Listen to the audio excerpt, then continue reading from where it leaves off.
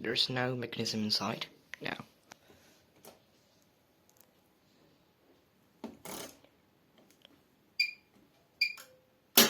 Oh, sorry. Just something. Now I can close the door whenever I want. Just like that. So it's a really nice. I